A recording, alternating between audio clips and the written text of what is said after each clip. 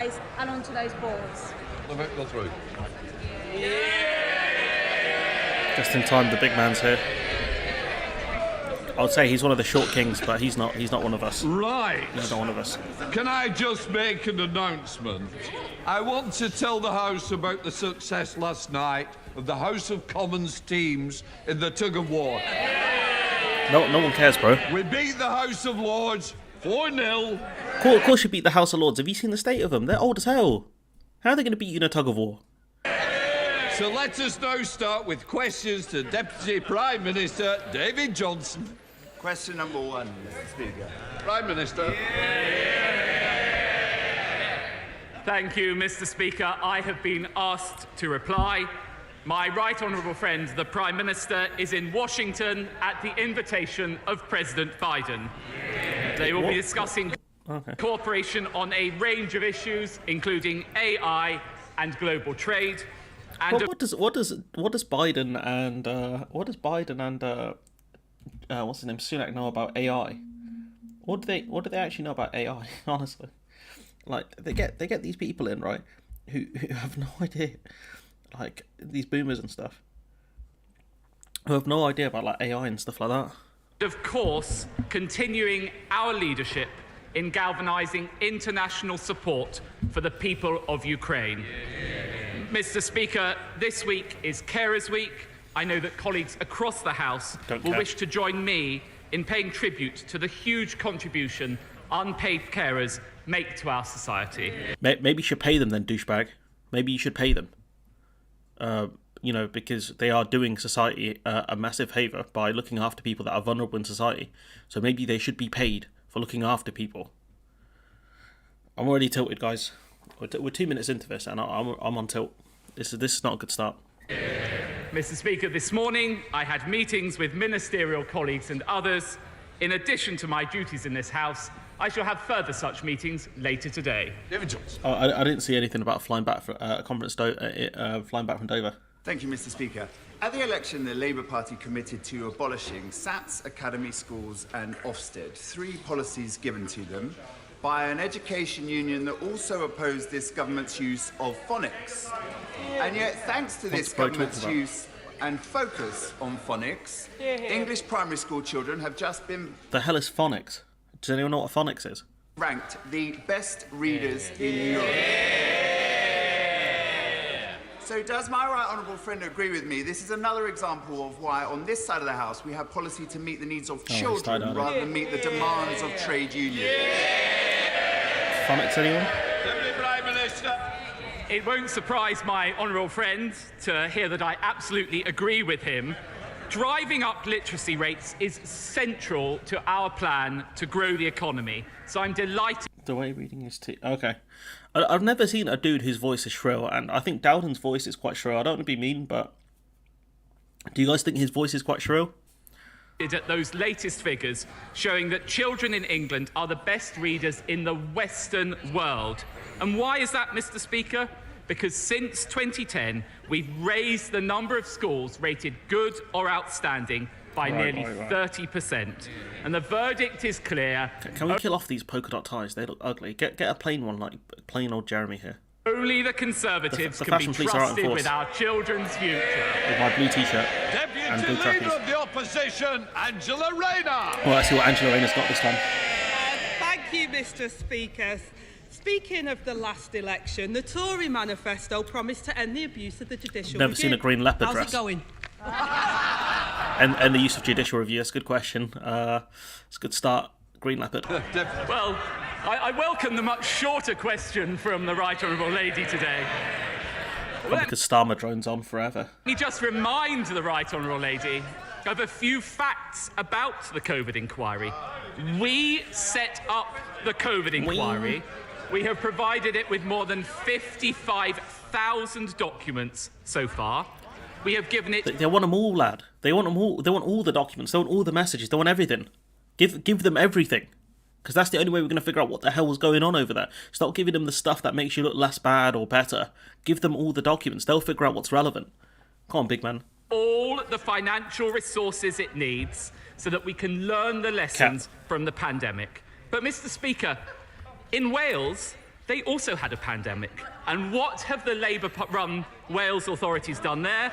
No independent inquiry in Wales. As ever... If you're so concerned about Wales, you can set one up. You can set one up, honestly. You know, like, especially when, right, I don't even know if devolved governments can do independent inquiries anyways. And the fact that, like, bro, like, you're suing your own inquiry. This is a question about judicial review. You haven't answered the question.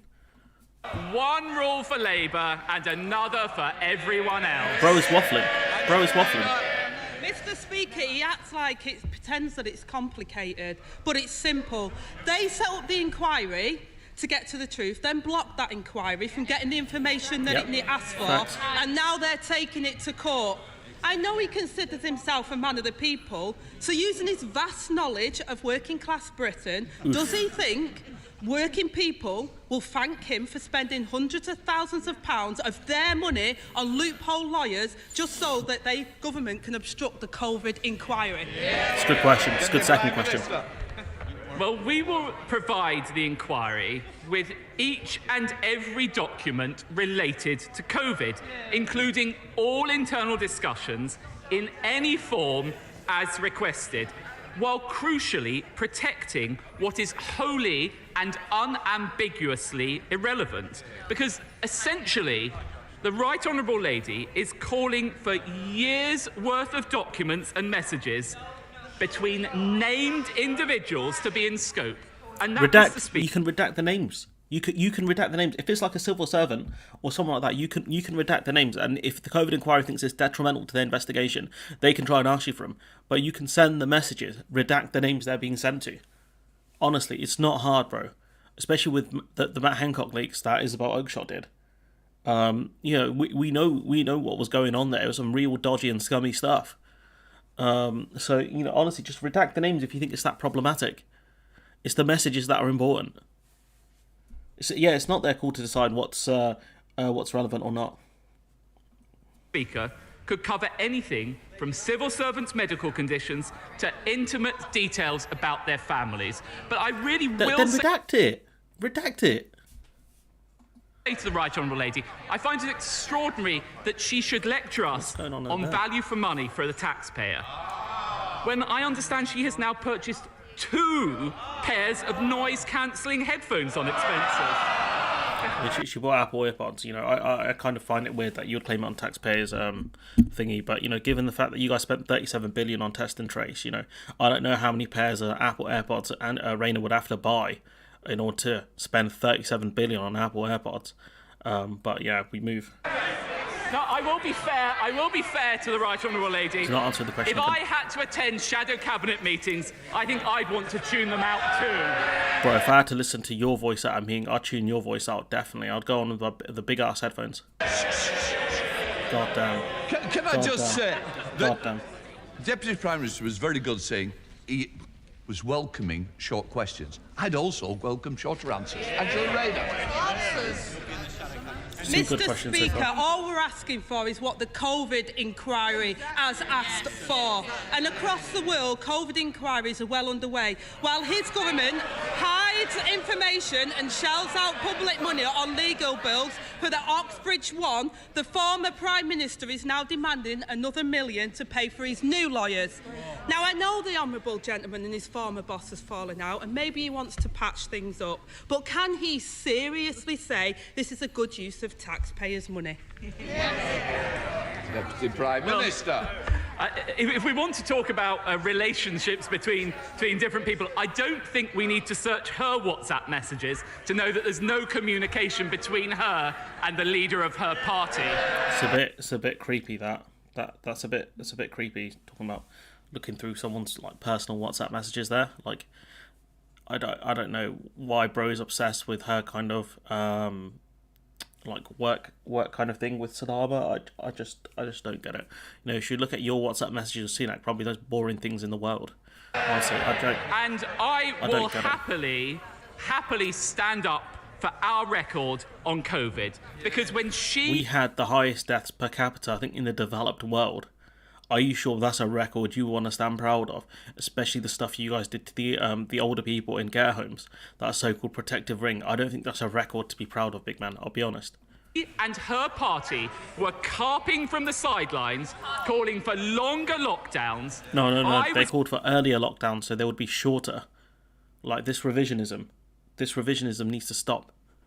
What you did was delayed the lockdown so much that they had to be longer for them to be effective. What Labour wanted was a circuit breaker, like a short lockdown, about 2 to 3 weeks, which would have prevented the longer lockdowns. But you guys stopped that. So, this revisionism really needs to stop. He's working as Culture Secretary to keep our football clubs running, to protect our theatres and museums, and deliver the largest cultural recovery package in the Western world. That's the difference between her and me, Mr. Speaker. While she was collecting titles, I was getting on with the job. Collecting titles? Mr. Speaker, I know for the last couple of years we've been trying Ray, just need to say, why are you avoiding the question? to prep Prime Ministers for this, but these punchlines are dire. He really needs to go back to school himself. And speaking of school, thousands of children are missing from school. Absence has nearly doubled since before the pandemic. The Prime Minister says he's maxed out on his support for school pupils. But why did the government abandon its plans for a register of missing children? Deputy Prime Minister. Well, on the specifics of the Right Honourable Lady's question, that is not the case, and we continue to keep the policy under review. And what I would say is I am very proud of this government's record on funding and support for schools.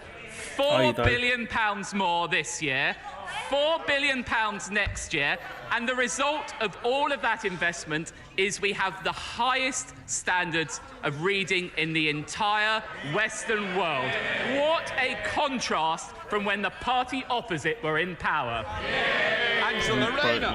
Reading's really important, but what about the other stuff like maths and all that stuff? Sunak saying kids need to stay in school till they're 18 because maths ain't being taught properly, or they're not learning because you guys cut the amount of teachers. Maybe you've got the English on point, but you ain't got much else. So there we have it, Mr. Speaker. Thousands of children missing, under review still. So let me ask him about another, something else that's gone missing. She needs to stop jumping around it. I would have stuck with the COVID inquiry, I'll be honest. The Public Accounts Committee this week revealed that the government's fraud increased fourfold. Oh, maybe not, I'm wrong. With ministers overseeing the loss of £21 billion of taxpayers' money in the last 2 years. Can he tell us how much of our money they expect to recover? Yeah, it quadrupled. Prime Minister. So fraud quadrupled under the under Sunak's administration. Well, Mr. Speaker, we are working tirelessly to recover those funds and we have made huge progress already. But again, if the party opposite wants to talk about good use of taxpayers' money, what do we have from the party opposite? Plans for an unfunded £28 billion spending spree. And what would that do? Drive up borrowing, push up interest rates, adding £1,000. Big man, yeah. If you were to talk about driving up interest rates, that's what you guys have done.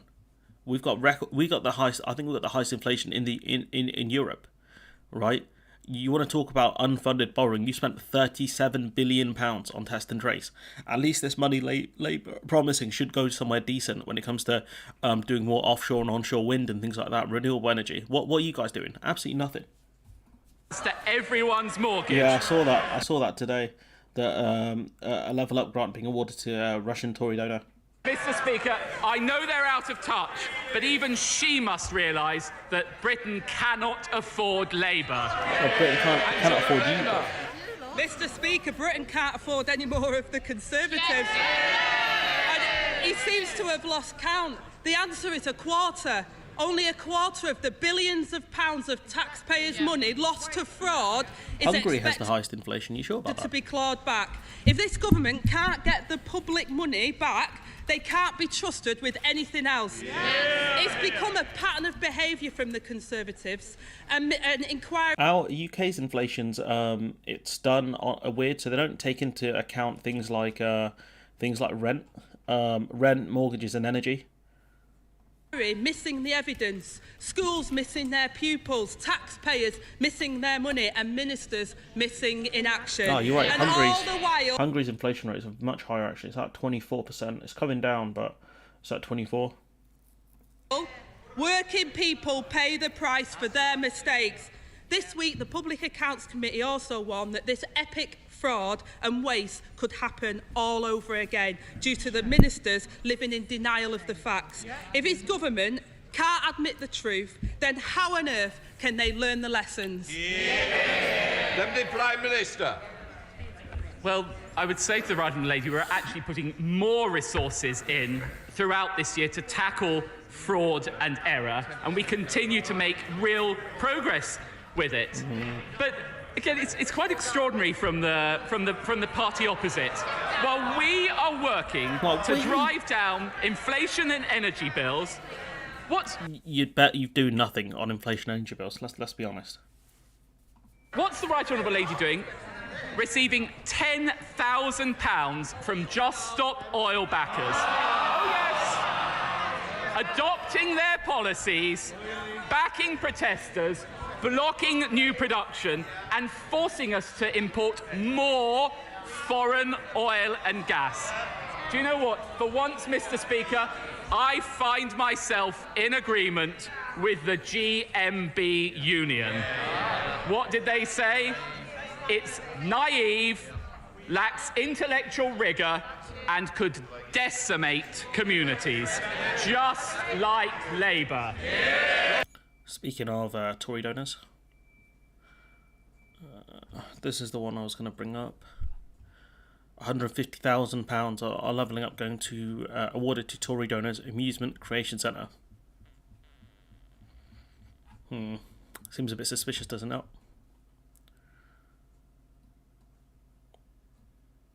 Oh well. Thank you, Mr. Speaker.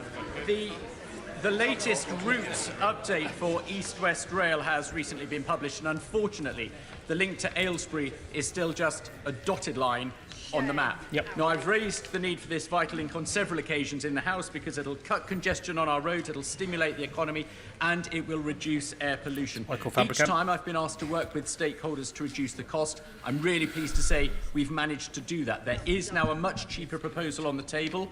So can my right honourable friend now please change that dotted line into a solid line and give my constituents the railway they do want? Deputy.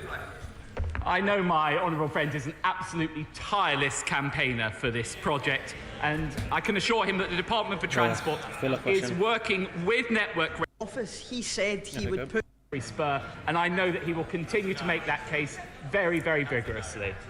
We now come to the Deputy Leader of the SNP, Murray Black. Thank you, Mr. Speaker. When the Prime Minister took office, he said he would put economics... It's weird, like Stephen Flynn's here, but Starmer isn't. It's a bit weird. Maybe he's taking the morning off, I don't know. Stability and confidence at the heart of this government. Today, UK interest rates are one of the highest in the G20, and mortgage rates are rising nearly back to where they were after the former PM crashed the economy. Is it not the case that this government's biggest achievement is that they're trashing the economy just a wee bit slower than their predecessor? It's not bad. Not a bad question.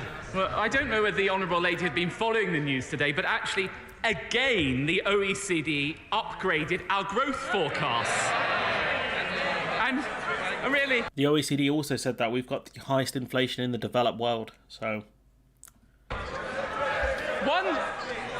One month ago, the whole nation came together celebrating that wonderful moment of pomp, pageantry, and pride in our nation. And what did the honourable lady describe it as? I quote, Mr. Speaker, a pantomime. Well, the real pantomime is the SNP in Scotland. That's an embarrassing answer. I don't know what question the Deputy Prime Minister was asking, but let me try another one. I don't know what Brett was talking about. This government plans to cut taxes for the richest, spend £6 billion imprisoning people fleeing war and persecution, and has lost £21 billion to government fraud throughout this pandemic. Is the view from the Prime Minister's luxury helicopter so skewed that during a cost of living crisis he thinks this is what people's priorities are? Because he got caught taking a helicopter again, didn't he, to go Dover?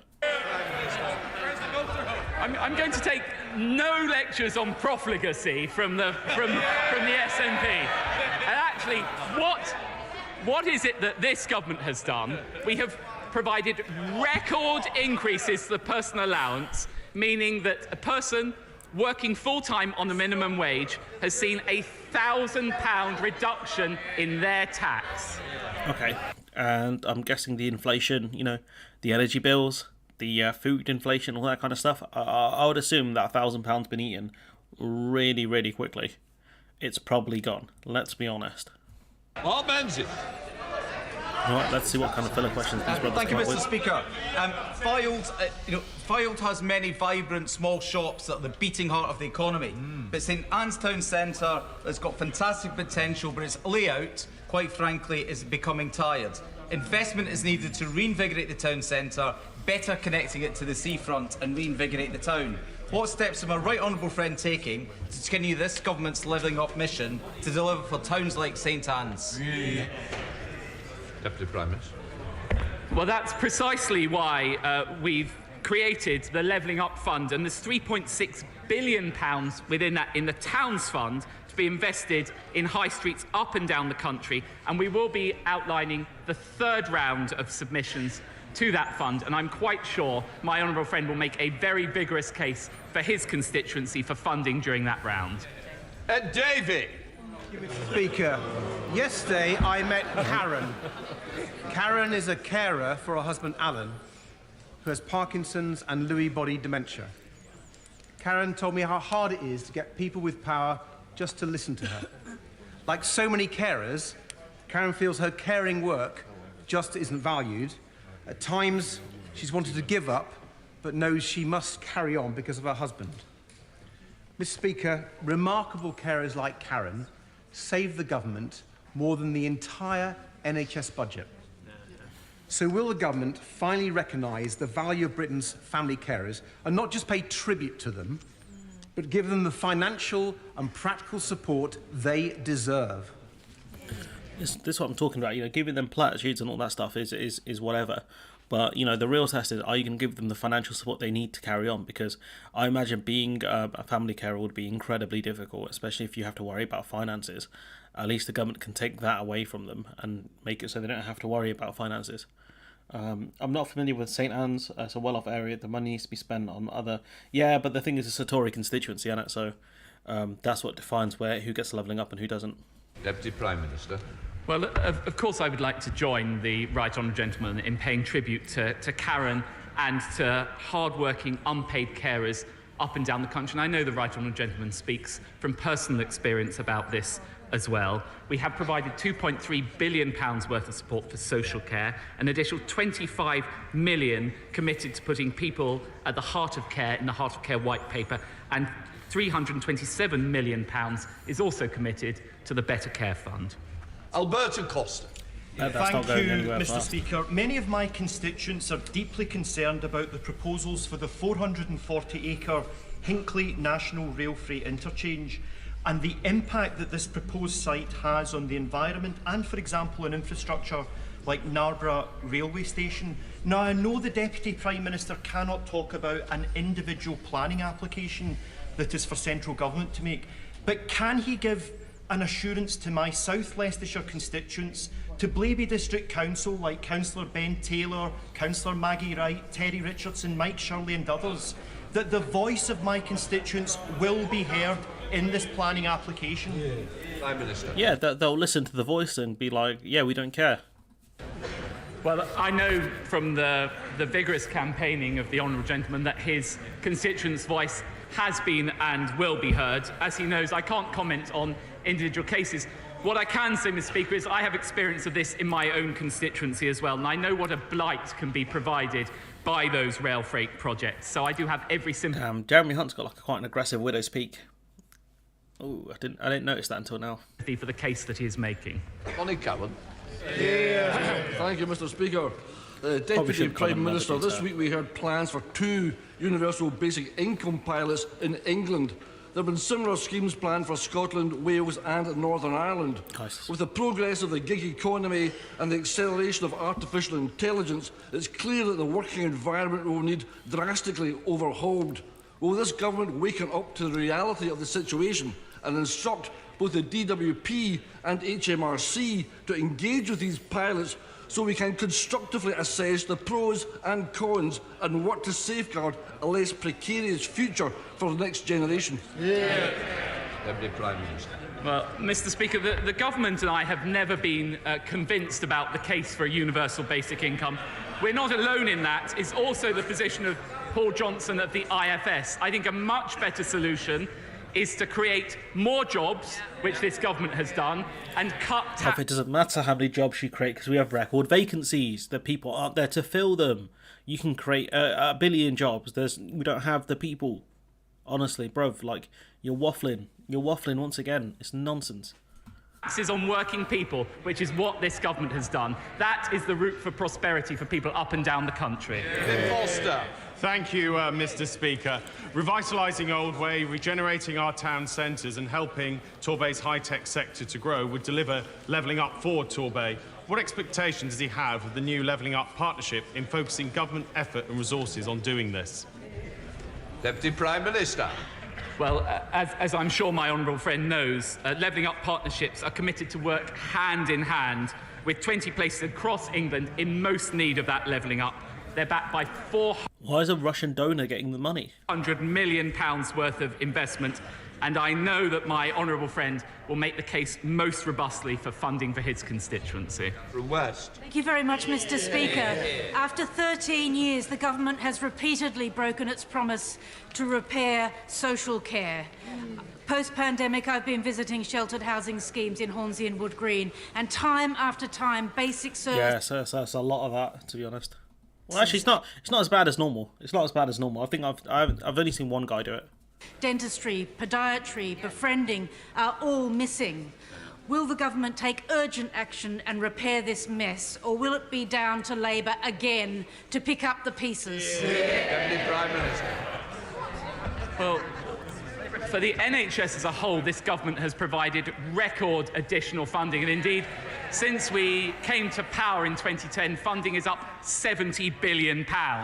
And in addition, in respect of social care, my right honourable friend, the Chancellor, has provided a further £2.3 billion worth of support to this vital sector. Yeah, over what timescale, with how many people? Like, honestly, you can throw all these big figures out of context, but it doesn't cut the mustard. Dame Andrea Liz. I congratulate the government for its determination to bring forward the rollout of Oh electronic... no, she's not my MP. She's from not far from where I live. I haven't seen my MP in ages, you know, like in the House of Commons. He never seems to ask questions. It's really weird. records for everyone in England. And can I ask my right honourable friend to confirm that this gives us a brilliant opportunity to roll out the digital version of the Red Book that is so transformational for every family in giving their baby the best start for life? Deputy Prime Minister. I totally agree with my I haven't seen a Red Book in ages. Friend, and I know what a tireless campaigner she has been on this issue, both in and out of government. And yes, I'm happy to confirm that the so-called digital Red Book will be rolled out, and we expect it to be delivered over the course of the next 2 years. Gavin Newland. Thank you very much, Mr. Speaker. The Deputy Prime Minister likes to call himself Mr. Normal.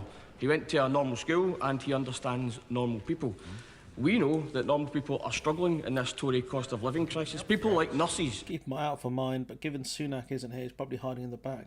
Red Book is like what they used to give to, I think it was like babies and stuff like that. I think it was like something they would use to keep updates on them. So like if your kid had like any medical problems, I think they used to write them down in the Red Book. I haven't seen one in so long. I think my mum had my one in like a storage thing, like a storage bit in the house for ages. I don't know what happened to it, but you know, maybe some of the other people in the chat can let us know. But I'm pretty sure like it was like a medical journal kind of thing for like kids. Chat's zoned out. Personal child health record, yeah. Who is this? That is Oliver Dowden, who is the Deputy Prime Minister, and he's currently the guy who's putting me to sleep right now.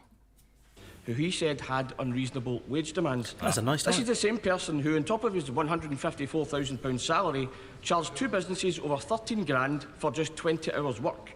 That's £670 per hour. Yep. Does Mr. Normal really think he's worth 65 times a band 2 nurse? Oh, that's beautiful framing. Beautiful.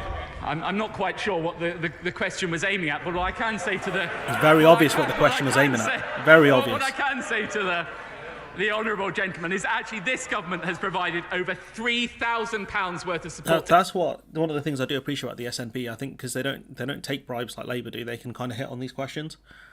It's good stuff. To help people well, through at least the cost of living. The SNP MPs don't, anyways, by the looks of it. And why have we been able to do that? Thanks to the strength of our economy and the strength of our union. And what's happening in Scotland, the SNP government are putting taxes up on ordinary, hard-working people.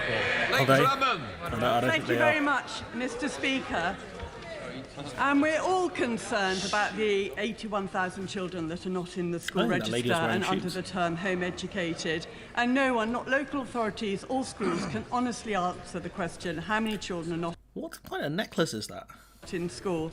Therefore, how can we know that every child is safe and suitably educated? These children are out of sight and out of mind. The Secretary of State for Education has said that this is one of her... Rose falling asleep. ...priorities, as had the Education Select Committee. So can I ask my right honourable friend to expedite my 10-minute rule bill to place a duty on local authorities to maintain a register of children who are not in school, so that we can ensure that every child is visible, safe, suitably educated and receiving the support to enable them to thrive. Prime Minister. Mr. Speaker, we do want to ensure that all children are safe and have access to an excellent education. And of course, local authorities must seek to identify children missing in their area and ensure that they are safe. The Department for Education continues to undertake work to support swifter identification and greater support of children missing in education. Neil Griffin. Well, in spite of government spin to the contrary, the backlog of undetermined initial asylum claims has risen even since December from 160,000 to 170,000 plus. Rubik's Cube, yeah, it did look like it. Caseworker numbers are down, returns are still down. So will the Deputy Prime Minister agree to meet me to hear my constituents' concerns about the Home Secretary's plans to commandeer yet another hotel, the Stradley Park in the village of Furness, and explain what more he will do to speed up clearing the backlog so as to return people to safe countries, settle genuine refugees, and avoid the need to use the Stradley Park Hotel? Is that a Labour question? Was that a Labour? This government will take whatever action is necessary, Truancy officer, yeah, both to clear the backlog and to stop the boats. And actually, as she may have heard from my right honourable friend, the Prime Minister, small boat arrivals to the UK are actually down 20% this year. Our French deal has prevented 33,000 illegal crossings this year. Albanian arrivals are down 90%. We've removed 1,800 Albanians. We've increased the number of illegal working raids. And the legacy asylum backlog is now down 20%. Thank you, Mr. Speaker. Samina Halliwell, a 12-year-old girl in my constituency, suffered an horrific ordeal. She tragically then went on to take her own life. She was let down by the system. This week is the 2-year anniversary of her death. Labour-controlled Sefton Council have still got an inadequate rating from Ofsted for children's social care. So will my right honourable friend meet with me to discuss what further measures can be taken to better protect children in Southport and the wider council area? Deputy Prime Minister. I congratulate I got distracted there. That's on me. Let's have a listen to what Bro's got to say. To better protect children in Southport, Labour-controlled Sefton Council have still got an inadequate rating from Ofsted. She then went on to take her own life. She was let down by the system. This week is the 2-year anniversary of her death. Labour-controlled Sefton Council have still got an inadequate rating from Ofsted for children's social care. So will my right honourable friend meet with me to discuss what further measures can be taken to better protect children in Southport and the wider council area? Deputy Prime Minister. I congratulate my honourable... Yeah, he's got big teacher's pet vibes, doesn't he? I think he's just happy Sunak picked him. Friend for raising what I'm sure members on both sides of this House will agree is a heartbreaking case, and I know that all our thoughts will be with Samina, her family and her friends. All children, of course, have the right to be safe and protected. I understand that the Department for Education will shortly begin consulting on strengthening statutory guidance to ensure health agencies, police forces and councils work together more collaboratively and end decision that puts children's needs... Sorry about that, Mithra. I accidentally muted you in chat. I think some of your comments, if you just repost them...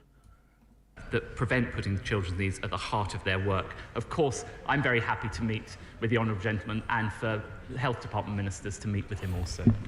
Hilary Benn. Thank you very much indeed, Mr. Speaker. Huntington's disease eventually robs sufferers of their ability to walk, talk, eat, care for themselves and make decisions. It changes the person they were and has a 50% chance of being inherited by their children. Will the government back the Huntington's disease community's call for better access to mental health services, a care coordinator in every area, and specific NICE guidelines so that everyone affected by this devastating condition can get the help they need? Deputy Prime Minister.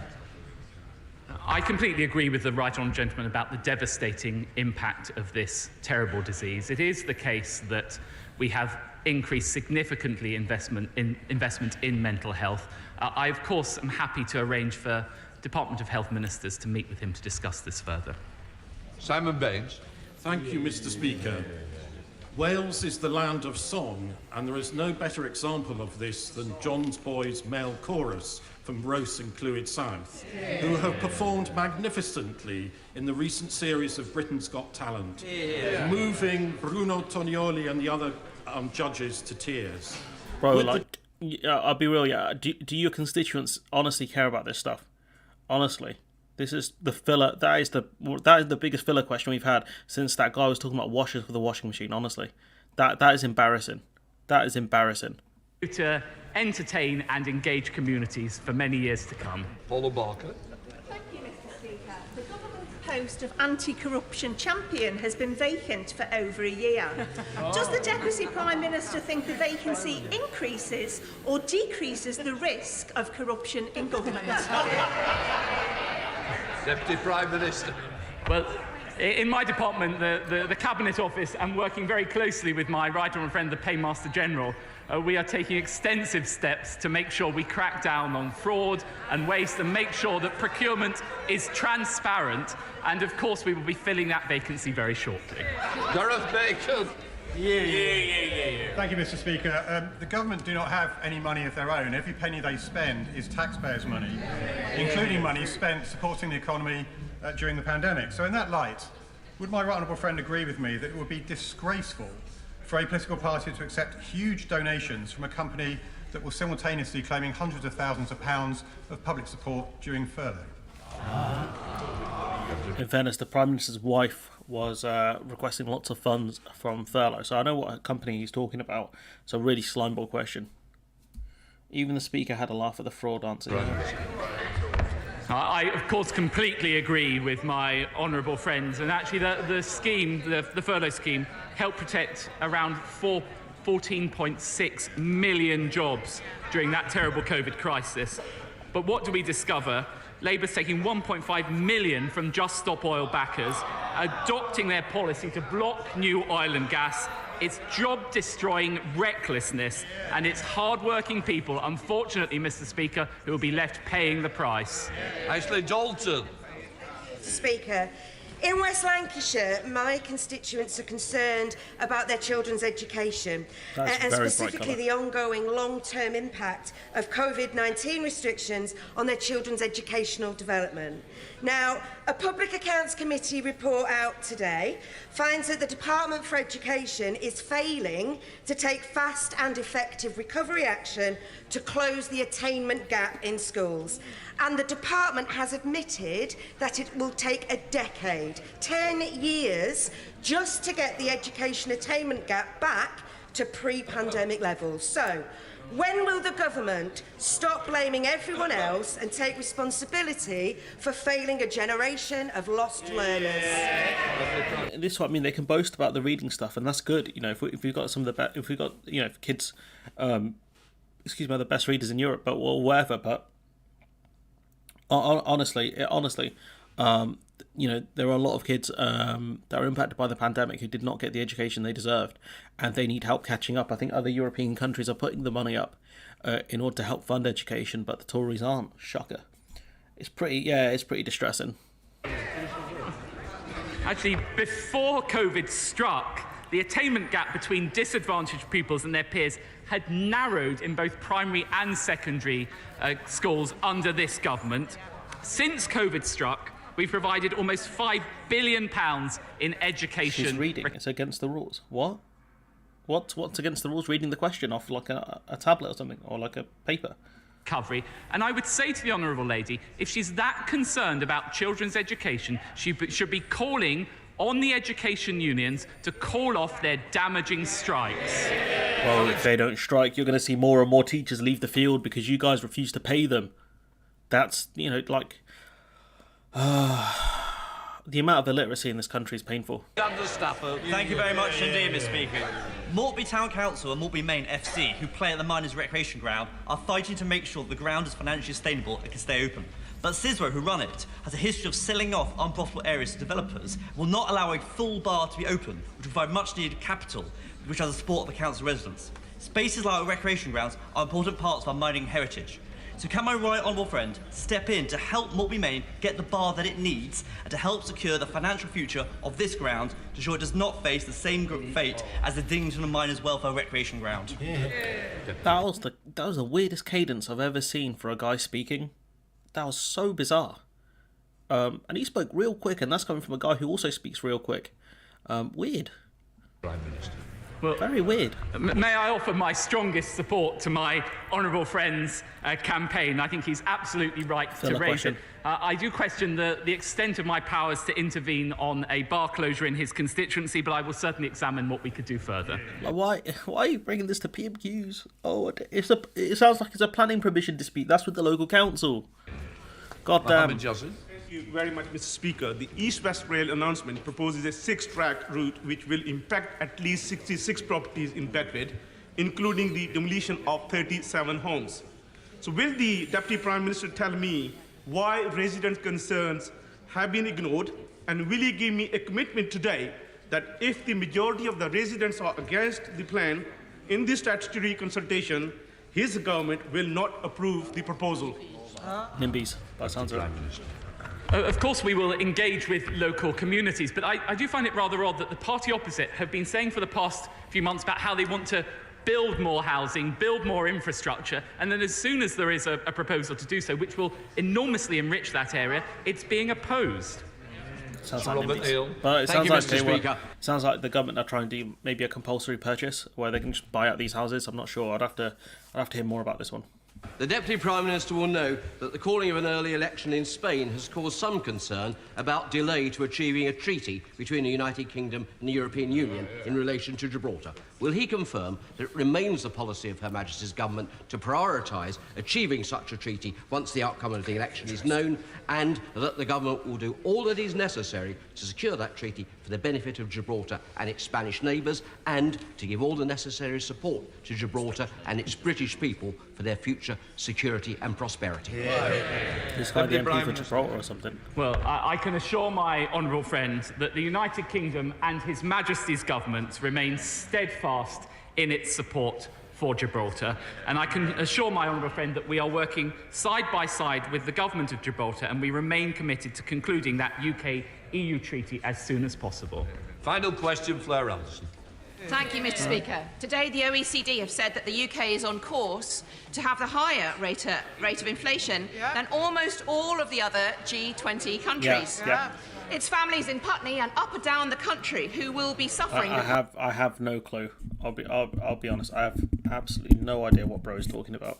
Because of this, will the Deputy Prime Minister finally commit to introducing a proper windfall tax on the enormous profits of the oil and gas giants and take pressure off struggling households? But Labour aren't meant to announce what policies and things they have, because otherwise the Tories will steal them. You know, like, it's just a joke, but yeah. Like, Labour should be pushing for a proper windfall tax. You know, the Tories did take their policy and implemented it very badly. So this is an area where Labour can easily attack the Tories on, and they barely do it. You know, this is one of the few questions you see on it, and I think it's a good question. Deputy Prime Minister. She should have mentioned the tax loophole where, you know, they can keep, all they have to do is invest 90% of the money and it won't be taxed. Under the windfall tax. That's what they should have done. That's what she should have done, I think. We actually introduced a bigger windfall tax than the Labour Party were proposing. Thanks to that 75% windfall tax. Last winter, we paid half of people's energy bills. And she talks about the OECD. Did it based on borrowing. What she failed to mention was that the OECD today gave the highest upgrade of growth to the United Kingdom compared to any other country. Because we're not back to we're not back to pre-pandemic levels. We have levels to go back to. That's the difference. We have not achieved the growth that other countries did, kind of post-pandemic. We are still behind. That's why, you know, our growth figures are a mirage. They're a mirage. That's the problem. Until we get back to pre-pandemic levels, growth figures are irrelevant. These questions. See if there's anything else interesting after this. Nope, is that it? Live event has ended. Nope, nothing else. What time is it? Guess we can call it a day. That was very quick actually. Did I pause less than I normally would? I did see this interesting video. I haven't had a chance to watch it yet, but we can watch this one quickly. This is Kemi Badenoch versus what's his name? Something Jones at Select Committee. I don't agree that it's a 180-degree turn. I think it's a change. So this is about the EU retention bill. In the process, we could have a debate about that. But my view is that what we want to do is get rid of laws that we don't need, and there is a process for that. It is not the bonfire of regulations. We are not arsonists. I'm certainly not an arsonist. I'm a conservative. I don't think a bonfire of regulations is what we wanted. What we wanted was... It is what you wanted, though. That's what you proposed early on. You were a cabinet member, so you have collective responsibility. So it's most definitely something you wanted. Reform and removal of things that we did not need. And this change in process, which I think is still a technical change, is what is going to deliver that. And it's already creating a lot of the impetus, a lot of the momentum, which in terms of showing people what has happened so far. Until I did this, no one knew what was happening. No one knew what was being revoked or reformed. And we could end up in a situation... Well, that was the point of the bill, wasn't it? No one was meant to know. It gave ministers the control. So this argument of no one knew what was happening, that was by design. Situation where we're telling ourselves that there's a big bonfire of regulations and no one would have known what would happen until after the sunset, and then people saw that some things were still there which we thought we'd repeal. And I was not going to let that happen on my watch. But isn't it the case that a bonfire of unnecessary regulations is precisely what the Commons voted for? I don't think so. And I think sometimes what we voted for was getting rid of regulation that we don't need. Yeah. That's not true. You voted to get rid of all former EU era laws. That's what you voted for. Around 4,000 of them. That's what you wanted. That's what the bill was until the Lords forced amendments and delays. That's what is happening. Yes, but to that extent, what the Commons voted for was a bonfire of unnecessary regulations to get rid of all those unnecessary regulations. Yeah, and there's a few of these clips I need to bring up. But yeah, overall, you know, the B team, the B team were not doing great. Rainer had some good questions, to be fair. I think Mary Black had some decent questions. But Oliver Dowden is, that bro, he could make paint dry and look appealing. Honestly, that guy is, he's boring as hell. I don't know if there's anything more I wanted to discuss. There's a few more clips and stuff of the select committee hearing that I will be listening to in a video. I'll make its own video on it. I just need to make sure like these clips don't really overlap because there's a few of them that have been uploaded. And so yeah, there's these ones. I don't think there's too much more. Yeah, Tory division's over it. It's good stuff. I haven't had time to go through all of these just yet, but I need to. I need to go through all of this stuff at some point, like all of the things. I did see actually something interesting from Rachel Sharby, who is, you know, she's definitely worth listening to. You know, she talks about Brexiteers and stuff like that. So we'll just play this clip, and this will be the last one I play. It's so it's like an ideology. We're all Brexiteers now, aren't we? That has no contact with reality. So whenever you present them with reality, it's like, oh, well, it wasn't done right, or wasn't done far enough, or no, this bit was wrong, that bit was wrong. It's never actually the Brexit that was wrong. That is the definition of a fundamentalist, by the way. And I just think that what we're seeing in the UK is this just slow decline. Some things are nothing to do with Brexit. Some things absolutely are to do with Brexit, and some things are made worse by Brexit. And it's this combination of all those three things that has got Britain in this kind of horrible, and it's just become faded and downward, in a downward spiral. Everything is worse. And you just think, well, how on earth are we going to pull out of this, the slowest recovery in the G7, when Brexit keeps exerting this drag, not just in terms of economic reality, but in terms of the political reality of it constantly obsessing the Conservative government, who do nothing in the public interest, by the way, when it comes to Brexit. Yeah. All it does is feed this big spat that you're having and taking the country down with us while you're having it. And that's kind of it. You know, for now it's a very slow decline. You know, not negative growth, but you know, zero growth. And it's just more Tory infighting. You know, we just witnessed that with Badenoch versus another, I think, is a Tory MP. Have you seen Roger Walter's piece on? No, I haven't seen that. To be honest. There's a lot of catching up I have to do. Like I have to churn through all of these articles I've got loaded up on here. Lots of work I've got to get done, and I've got more videos I've got to sort out later today. Lots of writing and all that kind of nonsense I have to get on with.